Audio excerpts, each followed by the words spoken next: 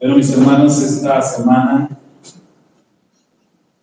nos ha tocado estudiar la Parashá número 2, que lleva por nombre Noah, traducido como Noé,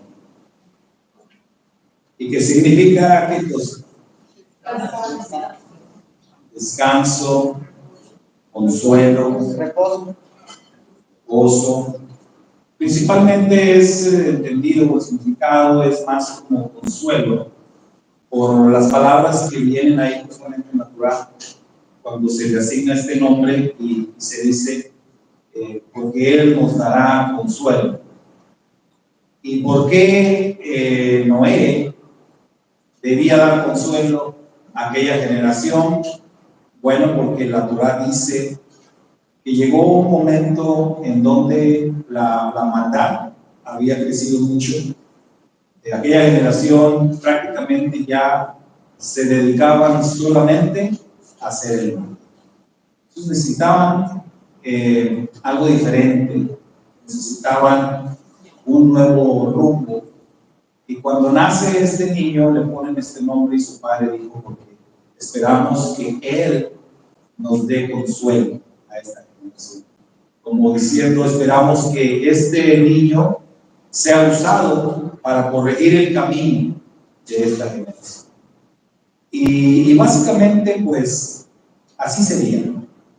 Eso era lo que iba a pasar y Noé iba a ser usado por Dios precisamente para dar una esperanza a aquella generación que estaba, pues, como sabemos, pero muy corrompida. Así que ese es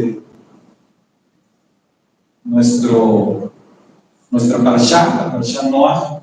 Y en esta parashá se destacan 3 temas, diría yo, principales. El primero de ellos, obviamente, es el diluvio. Pero también tenemos el pacto.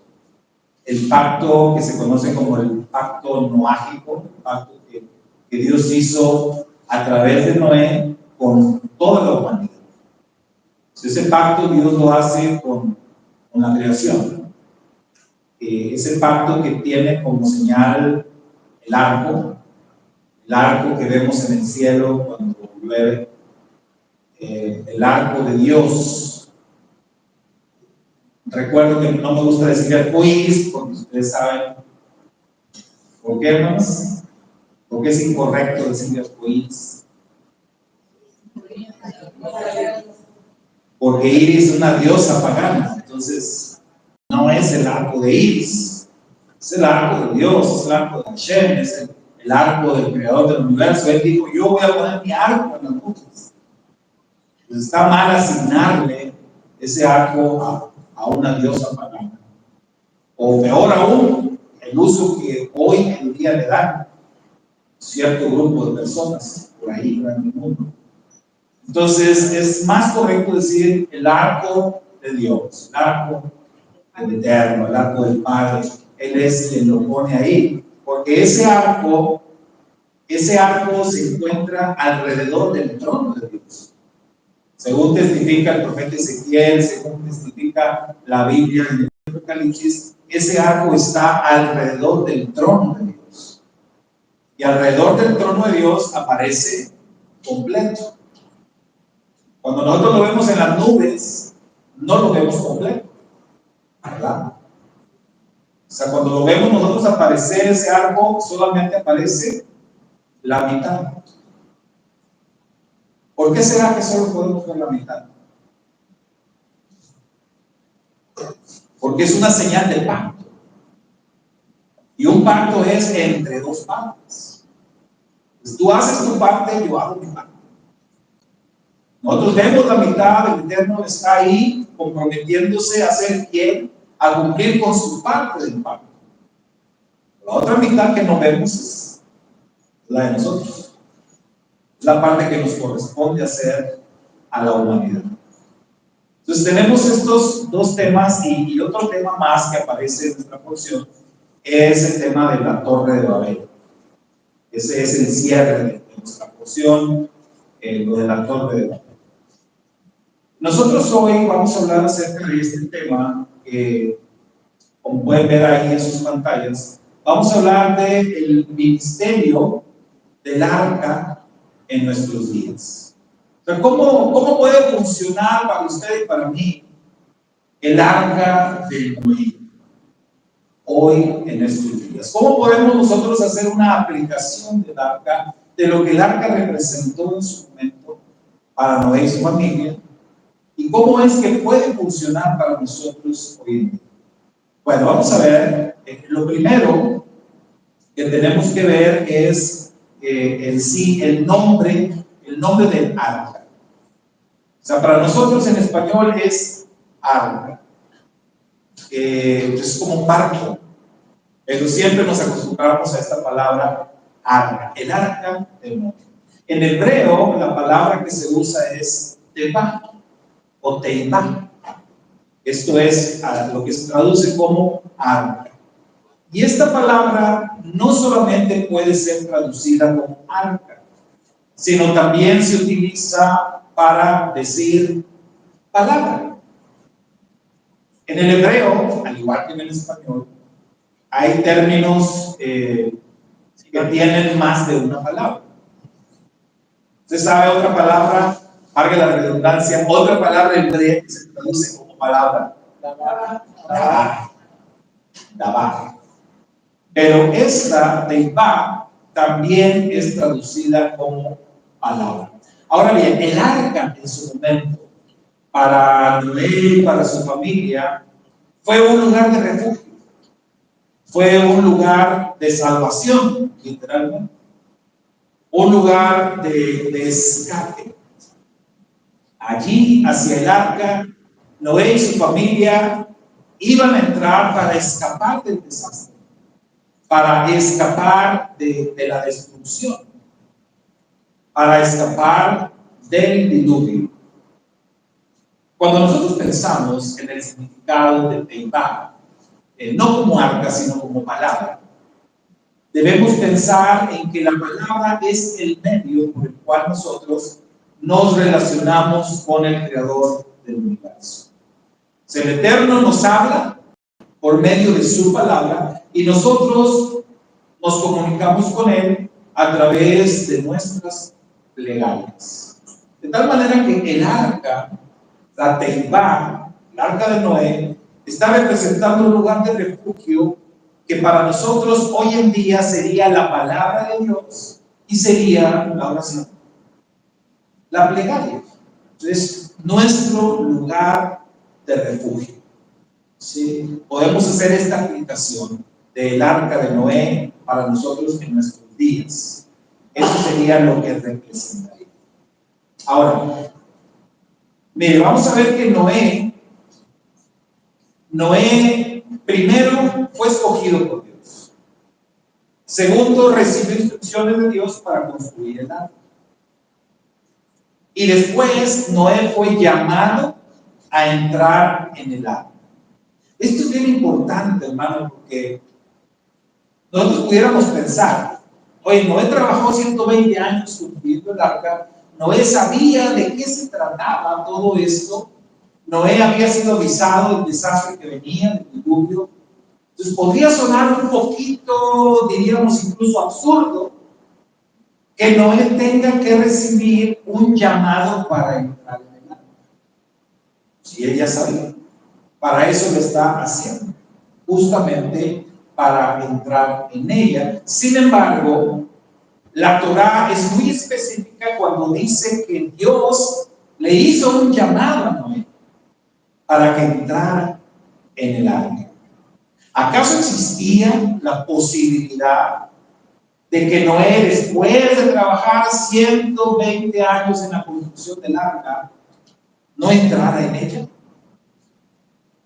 Yo creo que si la Torá dice que Dios lo llamó, le ordenó, entra en el arca, es porque la posibilidad de que Noé decidiera no entrar era real. Y esto, hermanos, sería como el famoso ya merito. ¿Han escuchado esa expresión? El ya merito. Por poquito y me quedo con el trabajo.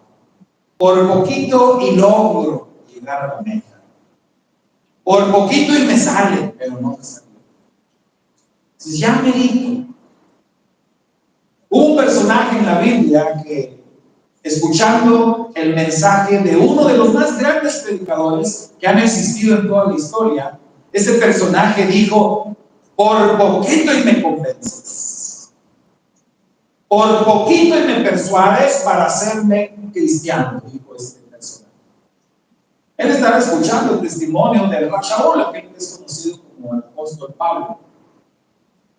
Entonces está escuchando la predicación de Pablo y lo escucha con atención y todo, y al final dice: por poquito y me persuades, o sea, ya merito y me convence, pero se quedó a un poquito. Hubo otro personaje en las Escrituras al cual nuestro santo maestro Yeshua le dijo: no estás lejos del reino de Dios. O sea, tú estás cerca, pero todavía no. Todavía falta. Pero no estás lejos. Entonces, ese ya merito, ese ya casi, es muy importante. Por eso las Sagradas Escrituras nos dicen que tenemos que perseverar hasta el final. Por eso el mismo Pablo decía: no que lo haya alcanzado ya, pero prosigo a la meta. Ahí voy, esforzándome cada día, queriendo llegar. Porque esto, hermanos, se trata de llegar. Un corredor en un maratón, imagínense a alguien que va corriendo un maratón de 30 kilómetros y que va a mero adelante, va en primer lugar, y que ya cuando le faltan unos 50 metros para llegar a la meta, ve por ahí una banquita y dice: ay, yo ya me cansé, me voy a sentar. Y se sienta y no termina la carrera. Entonces ya corrió casi los 30 kilómetros. Se quedó 50 metros, pero no terminó la carrera. La Escritura hace una comparación en la vida de un redimido, en la vida de un creyente y alguien que corre una carrera. Y en las Escrituras nos queda claro de que esto se trata de terminar la carrera. Esto no se trata de sí fui un tiempo ahí a la cumbre, sí me congregaba, sí conocía, sí yo antes leía la Biblia, o como algunos dicen, yo antes era cristiano, dicen. ¿Escuchan? Personas que dicen así. Yo antes era cristiano, pero bueno, si no es Biblia. No es como algo que te enfermaste y no. ¿Cómo que antes eras y dejaste de ser? Esto se trata de terminar la carrera, de llegar a la meta. El Rab Shaul dijo: he terminado la carrera. ¿Cuándo fue que dijo eso? Algunos comentaristas dicen que cuando él escribió esta carta para Timoteo, él ya había recibido sentencia de muerte. O sea, él ya estaba seguro de que iba a morir. Algunos inclusive hasta dicen que escribió esa carta el último día de su vida, o sea, el día que ya iba a ser ejecutado. Se dio tiempo antes de escribir esto. Y por eso él decía: ya terminé la carrera. Hasta aquí llegué. Sí. He guardado la fe. Entonces, terminó para mí. Ya no hay más para mí. Pero solamente estando en esa situación es que puedes decir: terminé la carrera. Entonces, esto es de lo que se trata. Noé por eso recibe la instrucción, la orden, el llamado de entrar en el arca.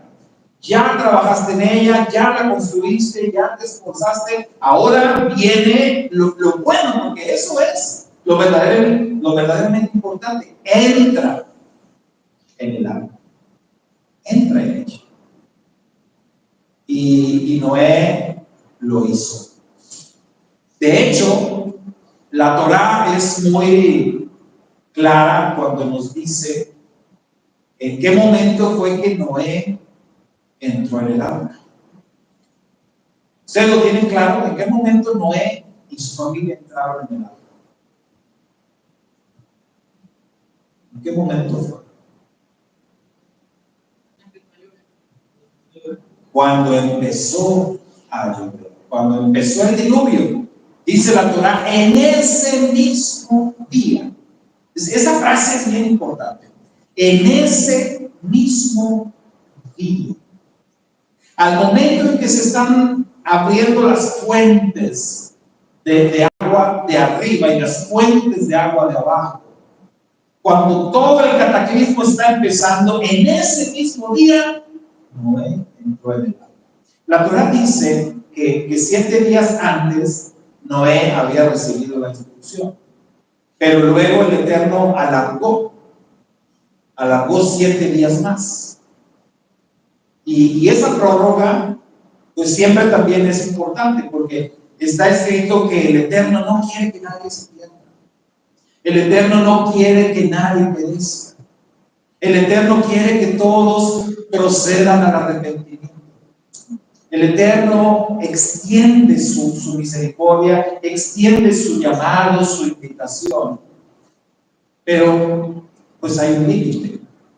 En este caso ya habían transcurrido 120 años de oportunidad.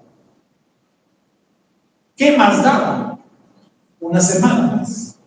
Pero el Eterno en su misericordia dice, vamos a dar 7 días más. 7 días antes de que empiece la lluvia. Y Noé esperó. De alguna manera, Noé está esperando y entra con su familia hasta que comenzó a llover. El llamado, la orden, la instrucción para que él entrara fue dada 7 días antes. O sea, Noé pudo haber entrado 7 días antes de que empezara a llover. Pero él se esperó hasta que empezó la lluvia. Algunos comentaristas sabios de Israel dicen acerca de esto, dicen que esto se debió a que Noé necesitaba ese incentivo emocional.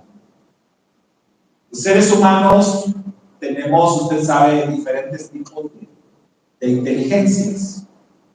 Y hay una que le llaman inteligencia emocional.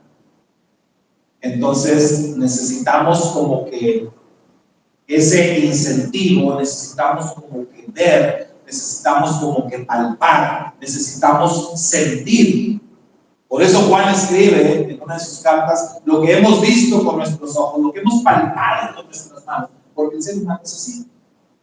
Entonces tú puedes tener el conocimiento intelectual de algo y puedes creerlo o decir que lo crees, pero solamente cuando lo sientes realmente es cuando acciones. Entonces dicen los sabios, Noé por eso se esperó. Por ahí incluso un comentarista escribió, Noé como que no estaba tan seguro, como que él dijo, yo me espero hasta que llueva, yo me espero a ver qué va a pasar. Pero él pudo haber entrado desde 7 días antes, hasta que dice la Torá, cuando son rotas las fuentes del abismo y de los cielos, de las alturas, dice, en ese mismo día Noé entró. Yo creo que entró corriendo ya al arca. Y es que las personas somos así. Usted recordará el caso de uno de los discípulos de nuestro santo maestro, Yeshua, conocido por su incredulidad. Pero realmente no era que él no creyera. El tema con Tomás era que él necesitaba esa emoción. Él necesitaba ver, él necesitaba sentir. No era que no creyera. ¿Usted cree que si él no hubiese tenido fe, no hubiese andado con nuestro Señor todo el tiempo de su ministerio? O si no hubiera tenido fe, porque el Señor lo escogió entonces. Sin embargo, siempre recordamos a Tomás y lo señalamos como alguien que era incrédulo. No, no era incrédulo. Simplemente que él necesitaba mucho de esa parte. Él necesitaba ver, sentir, palpar. Y por eso dijo, si yo no lo veo, si yo no meto mi dedo ahí o mi mano en su costado, no voy a aceptar esto que están diciendo. El Señor cuando lo ve le dice, a ver, tómate para acá, traiga esa manito para acá, vamos a ver. Pero el resultado de eso es lo que importa, hermano. ¿Usted recuerda qué resultó de esa experiencia en Tomás? ¿Qué dijo Tomás? Dice la escritura que él exclamó unas palabras de honra, de reconocimiento hacia el Señor. La Reina Valera 60 traduce como Señor mío y Dios mío. Entonces, ¿fue bueno para Tomás? ¿Sí o no? Muy bueno. Muy bueno. Entonces, vivir esa experiencia, sentir, palpar las cosas, involucrar las emociones, la adrenalina para que se entienda mejor, es muy importante. Quizás no para todos, pero sí para muchos. En el caso de Noé, fue importante para él. Entonces, él entró en el arca hasta que empezó la lluvia. Y la Torá es muy específica en algunos casos en que los milagros no ocurren hasta que tú estás tomando una decisión. Por ejemplo, el mar de Cañas. El mar de Cañas no se abrió hasta que los hijos de Israel no avanzaron dentro de él. Si ellos no se meten, el mar no se abre. Hasta que ellos avanzan, porque recuerda, Moisés está clamando al Señor y el Señor le dice, ¿por qué clamas a mí? Dile a los hijos de Israel que avancen. O sea, yo ya di mis órdenes. Yo ya dije que es por ahí el camino. Es por ahí por donde van a pasar. Ustedes no tienen que estar, ay, es que ahí está el mar. Usted camine, usted avance. Si Dios, el creador de todo, te está diciendo que es por ahí, es por ahí. Cuando ellos avanzan, con Moisés por delante, y cuando ellos se adentran en el mar, entonces el mar se abre. El mismo caso con el río Jordán, cuando van a entrar en la tierra prometida. De igual manera, la escritura dice que cuando los sacerdotes, que eran los que iban por delante con el arca del pacto, cuando ya el agua les llegaba prácticamente a las rodillas a los sacerdotes, es cuando el río Jordán se detiene. Se detienen sus aguas y pueden pasar por lo seco. Pero si ellos se hubiesen quedado en la orilla, esperando el milagro no va a pasar. Tú tienes que hacer tu parte. Tú tienes que creer, y creer es accionar, es avanzar. Pues Noé, como que él necesitó eso, como que él requirió ver el inicio del diluvio, y solamente así se decidió a entrar en el agua.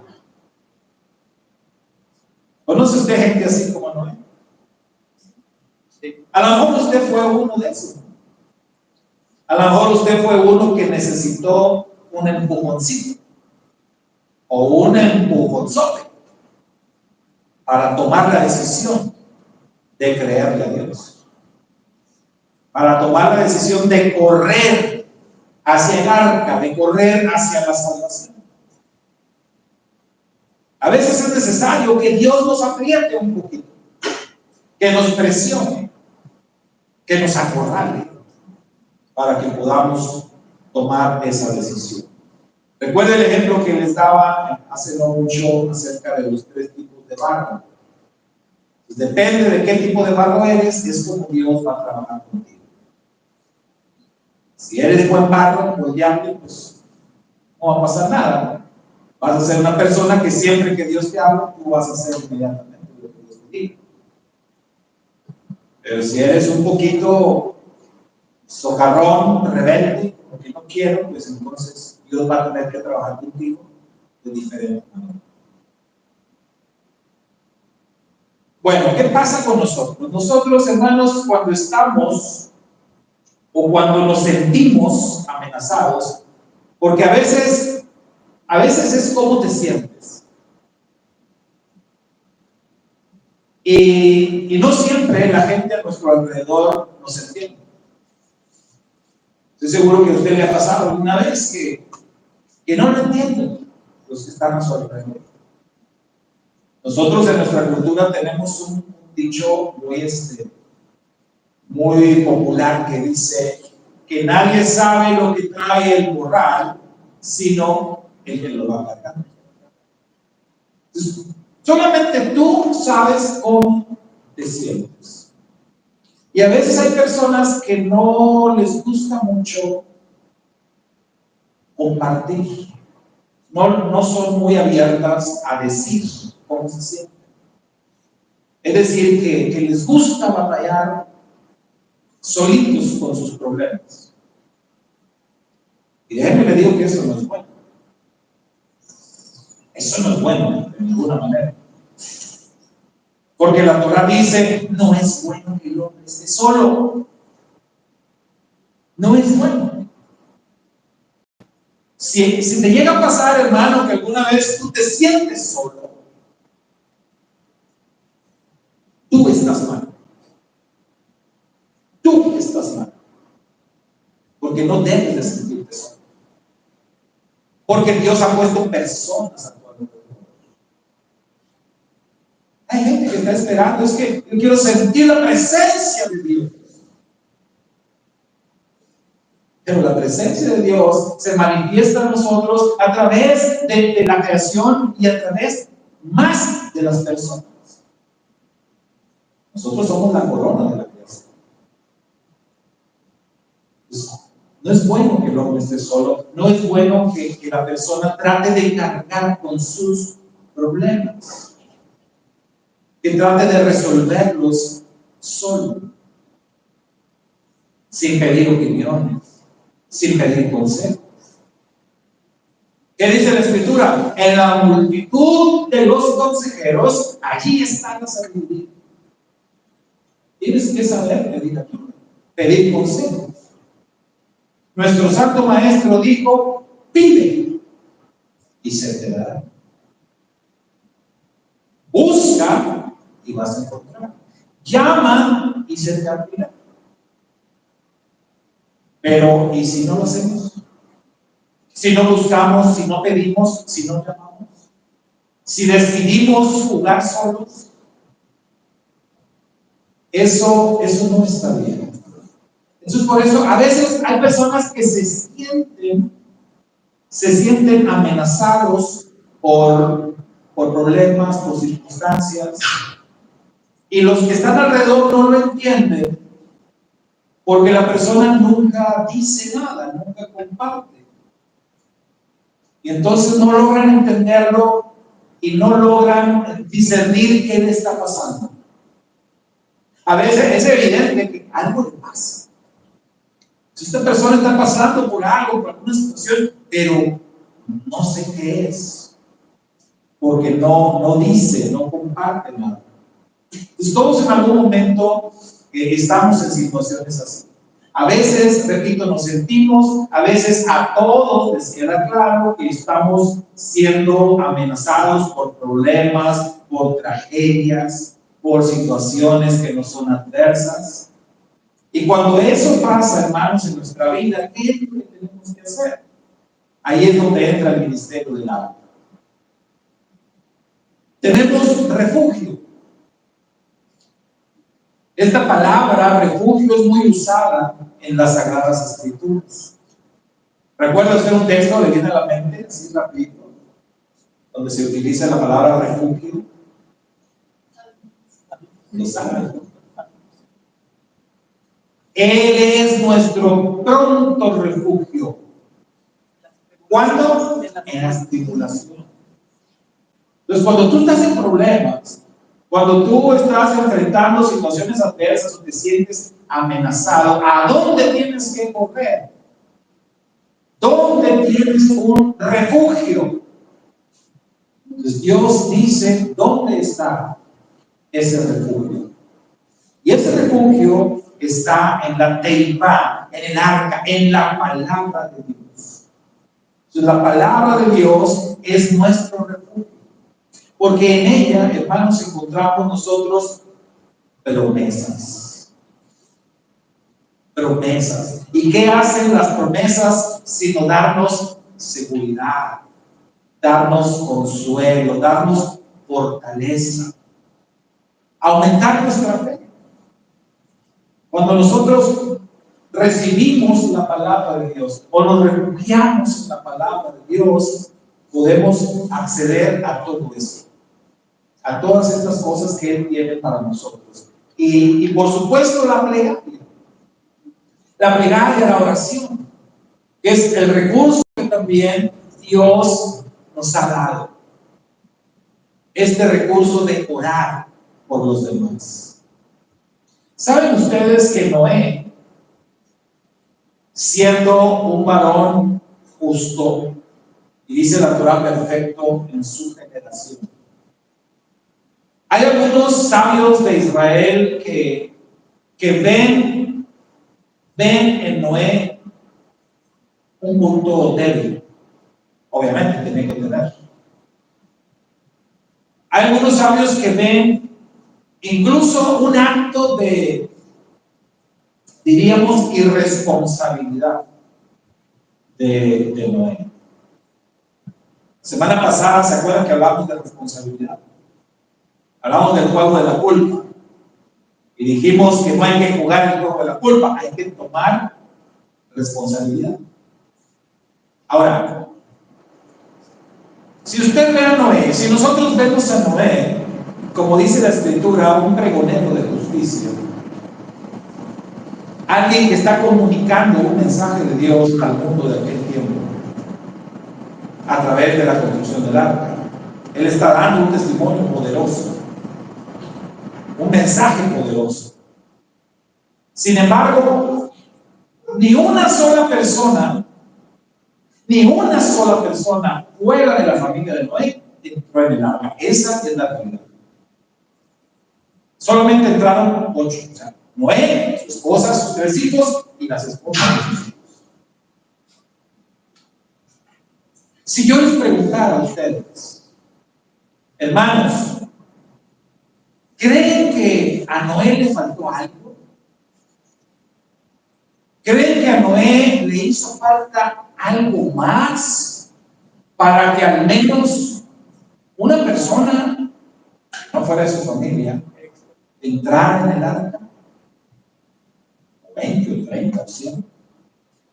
¿Ustedes creen que a Noé le faltó hacer algo más? Si yo les pregunto eso, ¿ustedes qué dirían? ¿Sí le faltó hacer algo o lo hizo todo bien? Sería como el caso de que él después de la labor de y nadie se conoció y nadie se conoció. Nadie. Parecido. Pero el caso de Jeremías es un poquito diferente.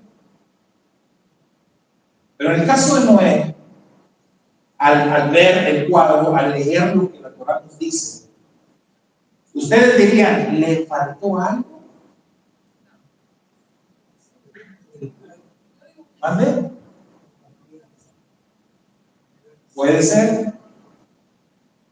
Puede ser. Aunque se sobreentiende que él les decía, seguramente la gente preguntaba, oye, ¿qué estás haciendo tú? ¿Qué te pasa? ¿Estás loco o qué? No, estoy haciendo Dios me mandó a hacer esto porque va a venir un juicio, va a venir un diluvio, todos se van a morir. El que no entre aquí, se va a morir. Yo quiero pensar que, pues sí les decía, ¿verdad? Por lo menos eso. Pero los sabios dicen que a Noé le faltó algo muy importante. Le faltó plegaria. Incluso los sabios de Israel comparan a Noé con Moisés. Y cuando lo comparan con Moisés dicen, uy, si Moisés hubiera construido el arca, otra cosa sería. Porque Moisés intercedía mucho con las personas. Moisés se ponía en la brecha con las personas. Moisés incluso dijo, mira, bórrame a mí de tu libro, pero salva a los ellos. Si alguien así hubiera construido el arca, la historia hubiese sido distinta. Entonces dicen los sabios, a Noé le faltó orar, le faltó interceder con las personas, pedir misericordia. Porque no hay una sola línea en la Torá que nos diga que Noé elevó plegaria a favor de la gente. Él dijo, yo cumplo con eso. Bueno, probablemente era el punto débil, ¿no? Entonces hay predicadores que son así. Hay algunos que sí, digamos, se identifican con el pecador, pero hay otros que no. ¿Se acuerda el ejemplo que dio el Mashiach? De aquel que decía, Señor, te doy gracias porque no soy como este.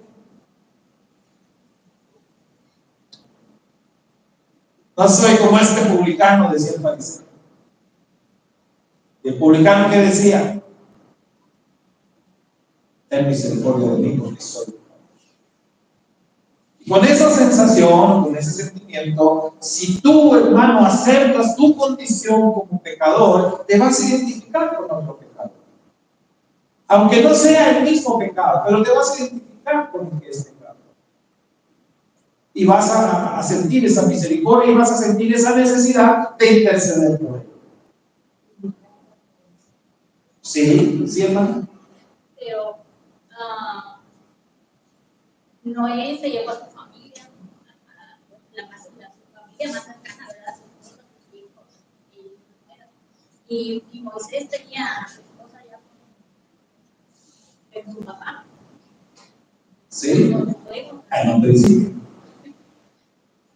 En un principio, sí. O sea, ¿y eso qué nos enseña? Que todos tenemos un punto débil. Que todos tenemos debilidades. Así como podemos señalar la debilidad de Noé, podemos señalar debilidades de Moisés y podemos señalar debilidades de todos los grandes héroes de la Biblia y pues sobre todo de nosotros mismos. Pero acá el tema es, ¿le faltó hacer a Noé algo? Pues sí, probablemente. Probablemente. Y es que aunque lleguemos, hermanos, al final de la carrera, siempre algo nos va a quedar pendiente. Siempre vamos a sentir que pudimos haber hecho más de lo que hicimos. Y eso siempre va a ser verdad. Siempre va a ser verdad. Siempre pudimos haber hecho más. Esa sensación que aquellos que han perdido a un ser amado saben de lo que estoy hablando. Cuando tú pierdes a un ser amado, siempre te queda esa sensación. Pude haber hecho más.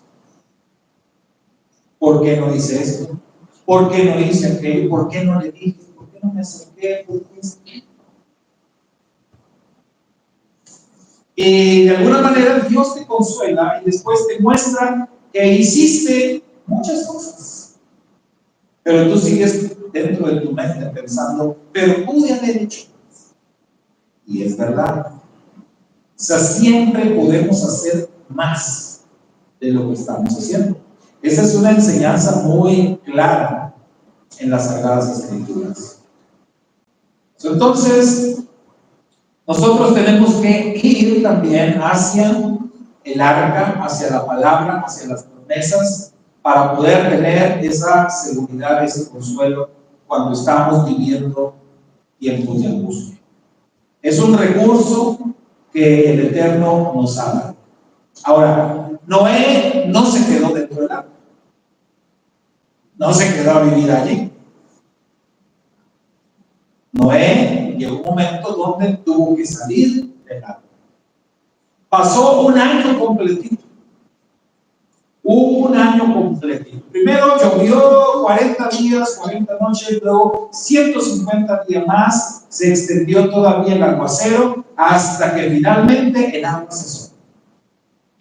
Pero luego tardó mucho tiempo el agua en irse secando y la Torah dice pasó un año completo. Y cuando llegó el tiempo ya de salir, otra vez la Torah nos dice enfáticamente que Noé recibió el llamado de Dios para salir del arca. Y nuevamente, ¿verdad? Yo me pregunto, ¿es que acaso Noé necesitaba que le dijeran, tienes que salir del arca? Yo creo que sí. Después de un año dentro del arca, puede ser que te sientas cómodo ahí. Puede ser que ya no quieras salir. Puede ser que digas, pues ¿para qué, hombre? ¿Qué tal si se viene otro aguacero? Es más seguro aquí. Ya vi que este lugar me salva. Entonces, no, yo ya me dio miedo. Y a muchos nos puede pasar eso. Yo ya no me siento seguro allá afuera. Yo aquí me quedo. Entonces, no, vámonos, ya tienes que salir de la. Recibe el llamado para salir. No te puedes quedar allí para siempre. Existe lo que se conoce como zona de confort. Entonces, muchos luego estamos en nuestra zona de confort y de ahí no nos queremos mover. Ahí estamos contentos, ahí estamos a gusto, ahí estamos cómodos. ¿Para qué me voy a mover? Yeshua le había dicho a sus discípulos antes de partir, Yeshua les había dicho que ellos tenían una tarea que cumplir, ¿se acuerdan? Específicamente en Hechos, capítulo 1, Yeshua les dijo, ustedes van a ser mis testigos. Y nos da detalle el libro de los Hechos. Dice, en Jerusalén, en Judea, en Samaria y hasta lo último de la tierra. ¿Qué pasó? Seguimos leyendo el libro de los Hechos y nos damos cuenta que los discípulos es como que estaban en el arca. Es como que entraron en una zona de confort. Todos se quedaron en Jerusalén. Y en Jerusalén les empezó a ir de maravilla. La palabra crecía, el número de los discípulos iba en aumento. 3,000 convertidos un día, 5,000 convertidos otro día, extendiéndose la palabra por todos lados. Toda Jerusalén ya estaba llena del mensaje y de la predicación de los discípulos. Todo iba viento en popa. Entonces, ¿para qué nos movemos? ¿Para qué nos vamos?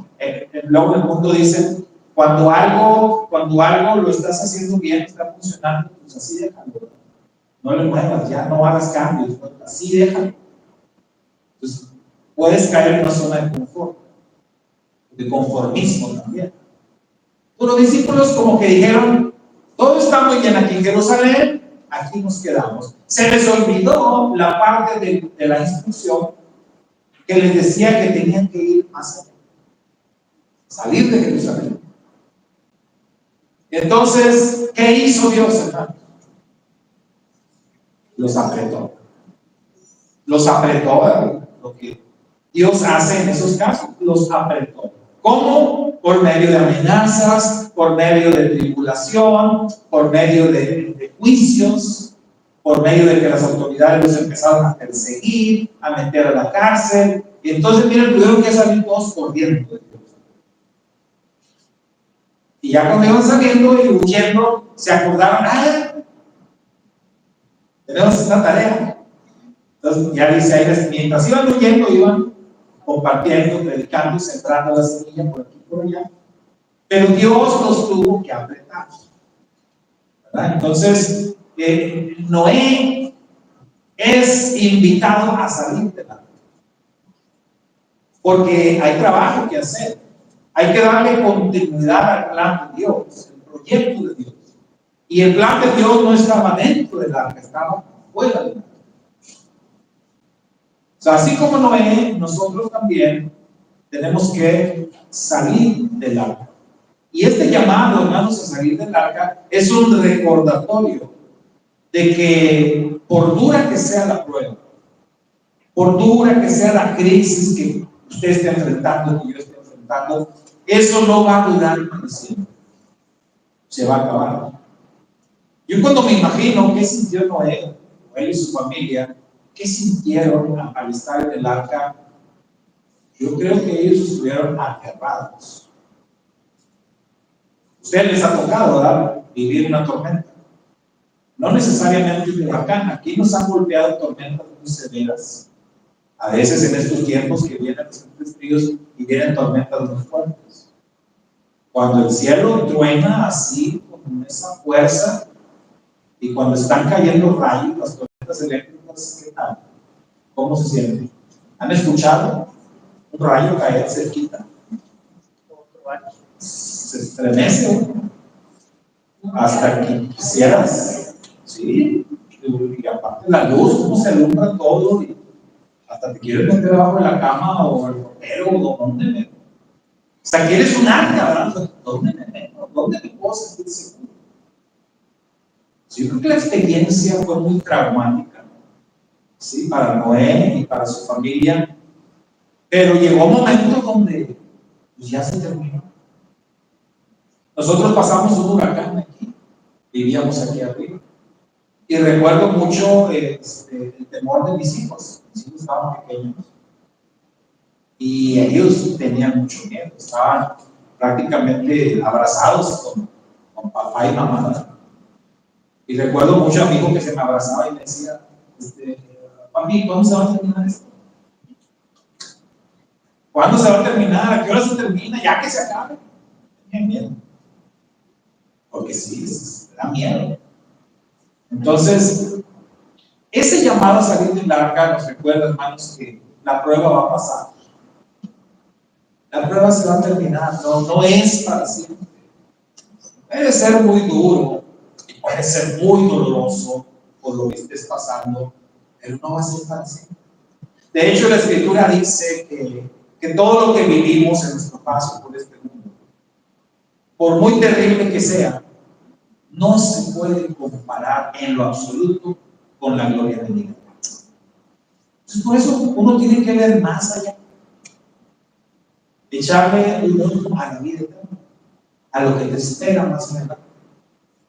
Por eso la Escritura dice que Yeshua, por el gozo puesto delante de él, sufrió la cruz. Él estaba en la cruz, pero él no estaba concentrado en el dolor que estaba sintiendo. Él no estaba viendo en ese momento lo duro del padecimiento. ¿A dónde estaba viendo él? Dice el escritor de los Hebreos, al gozo puesto delante de él. Él estaba viendo el futuro. Él estaba viendo a todos los millones de personas que iban a depositar su fe en él y que iban a entrar en el arca. Cuando Noé sale del arca, ¿qué hizo? ¿Qué fue lo primero que Noé hizo? Adorar, ¿verdad? Adorar, agradecer, alabar. Construyó un altar. Primero lo primero, dijo Noé. Y ofreció sacrificio al Eterno. Que eso es lo que uno tiene que hacer siempre. En medio de las pruebas, lo que sea, siempre adorar, agradecer.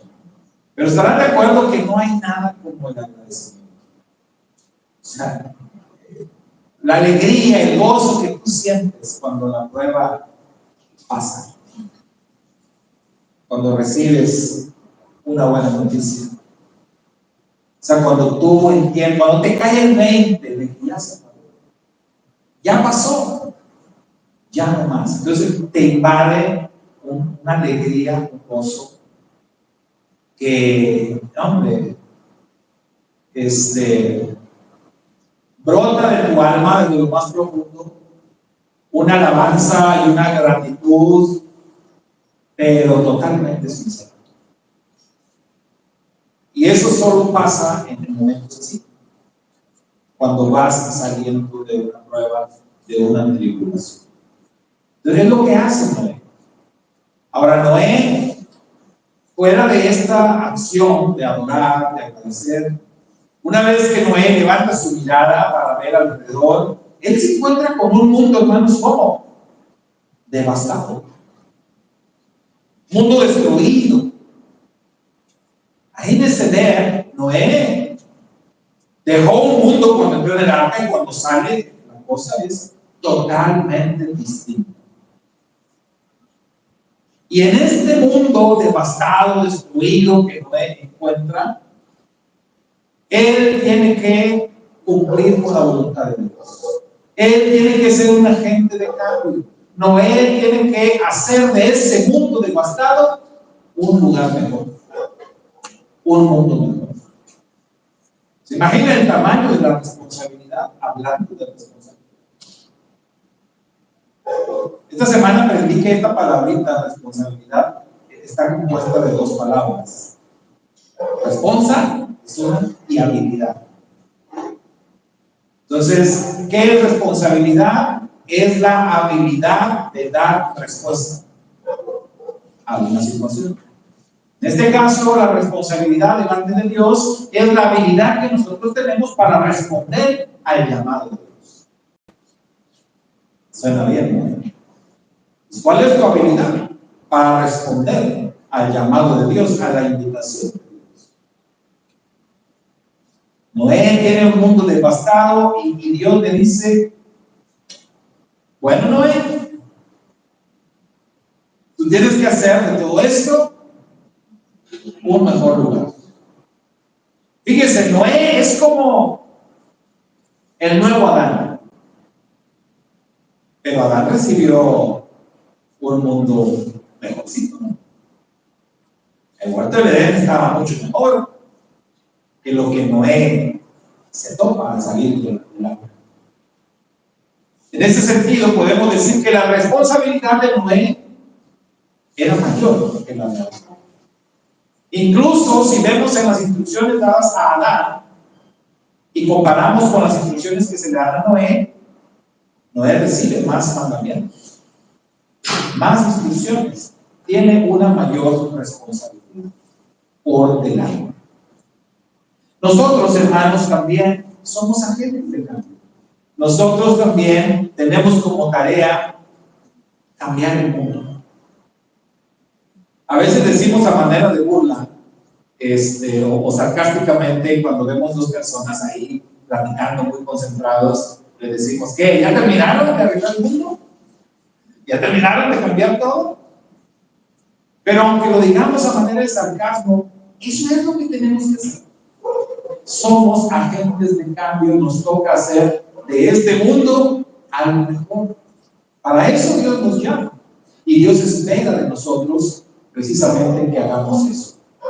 Desde nuestras trincheras, desde donde estamos, hay mucho que podemos hacer.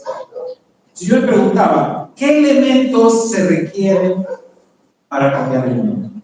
¿Qué elementos se requieren para hacer del mundo un lugar mejor? Revisando la experiencia de Noé, hice esta lista. Fíjense, ¿qué necesitamos para hacer del mundo algo mejor? Siguiente. Usted me va a decir si estamos bien o nos regresamos o qué hacemos, ¿no? Pero para hacer del mundo un lugar mejor, en base a la experiencia de Noé, necesitamos gente mala. Que haya gente malvada. ¿Tenemos? Sí. Bastante. Yo creo que tenemos más que los que Noé tenía. Y más malvados. O por lo menos igual. Porque Su Majestad dijo, como en los días de Noé, así va a ser. En los días previos al regreso del Hijo del Hombre. Entonces, estamos en los días de Noé ahorita. No nada más el Mesías dijo eso, ¿saben ustedes que el Talmud también dice lo mismo?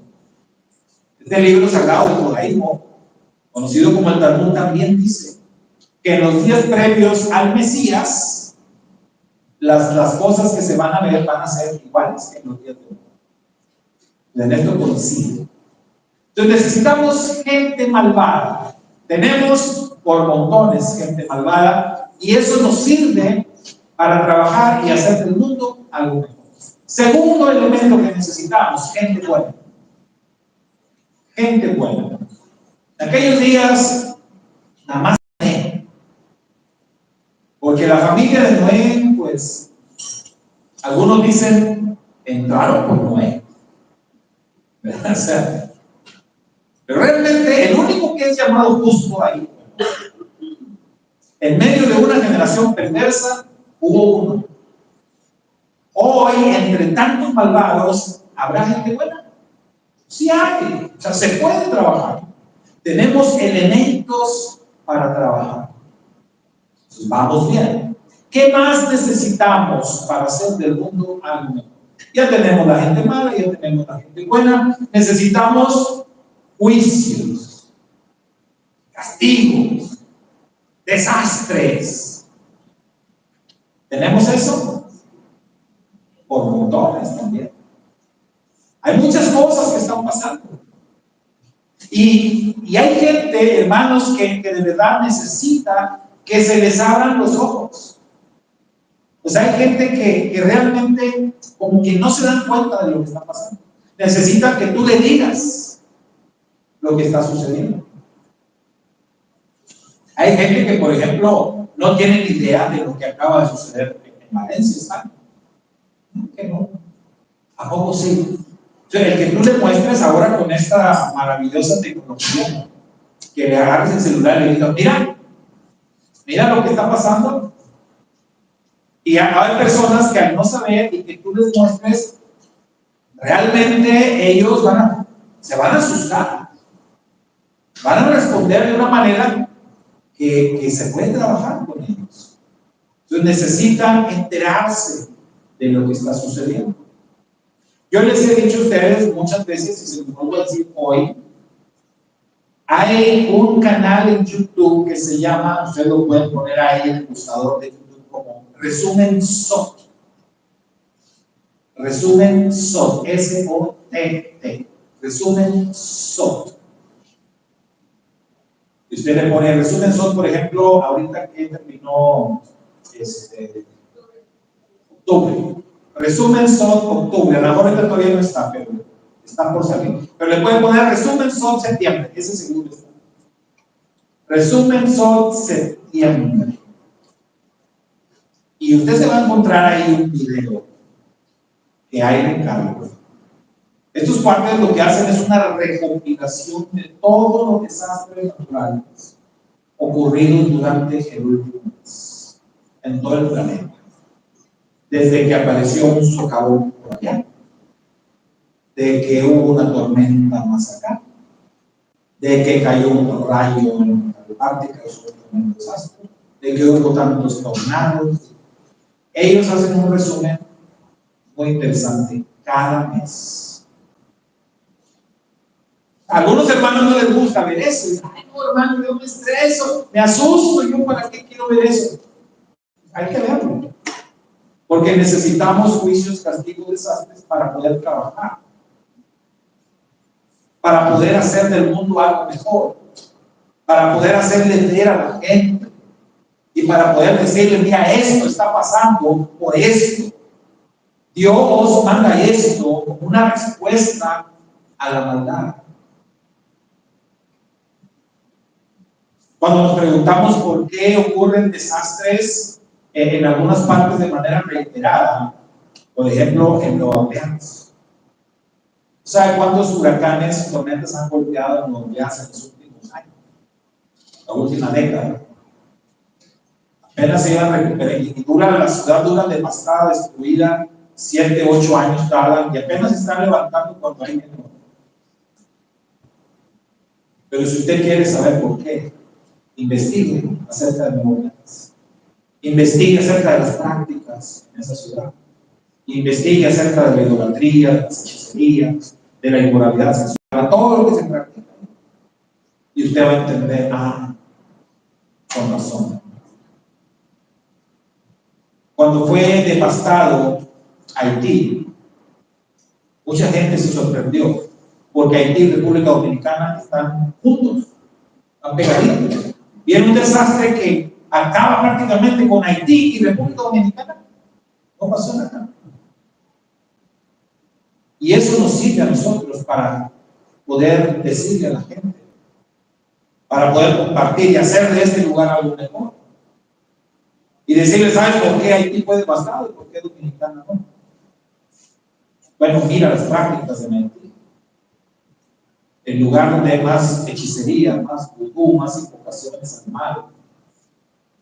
Dominicana es prácticamente un país de creyentes. Entonces hay una diferencia.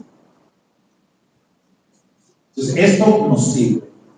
¿Qué más necesitamos? ¿Qué otro elemento? Palabra de Dios, plegarias. ¿Podemos hacer eso, hermano? Yo creo que sí. Compartir el mensaje de Dios, orar por la gente, elevar plegaria para que vengan a la salvación.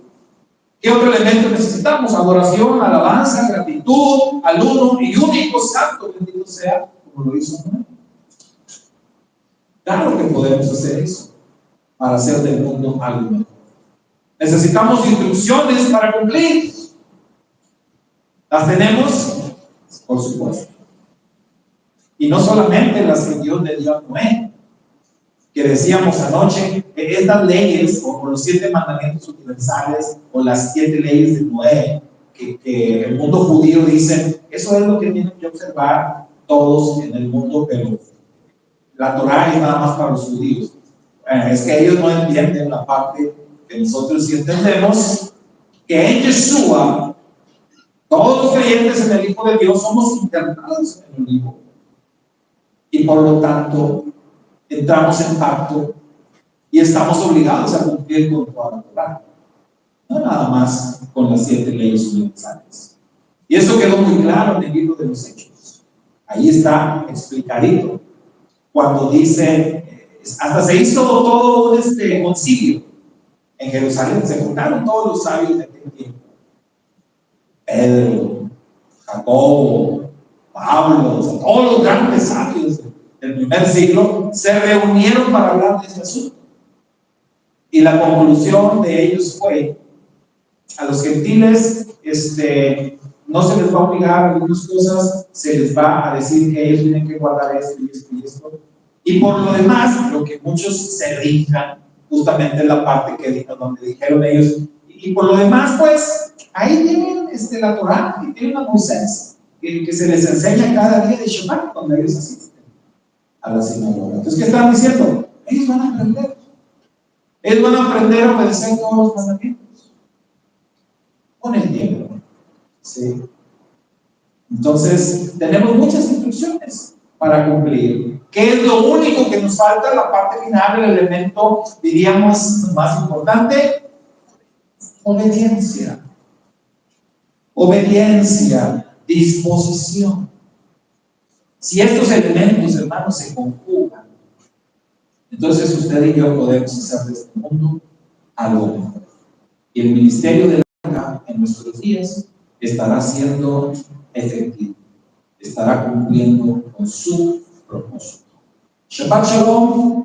Shabbat Shalom. Shabbat Shalom, que el Eterno nos ayude de veras a hacer de este mundo algo mejorcito que se necesita, y se necesita mucho. Y entiéndase, mundo, lo que hay a su alrededor. Lo que hay a su alrededor. No necesita usted irse a la India, o irse a China, o irse a Afganistán. No. Empiece ahí donde está. Porque ese es el orden establecido por el Señor. Empieza donde estás. Haz de tu mundo, de lo que hay alrededor de ti, algo mejor. Sí se puede. Bueno, hermanos, así concluimos con nuestro servicio de hoy y con nuestro estudio de esta parasha. la Parashá Noach. Para la próxima semana estaremos estudiando Lech Lecha.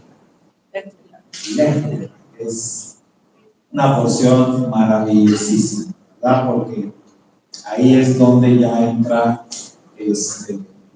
en la historia el patriarca Abraham. Bueno, nos reservamos esto para mañana que empiece la nueva semana. Mientras tanto, bueno, vamos a concluir nuestro servicio presentando nuestras ofrendas al Eterno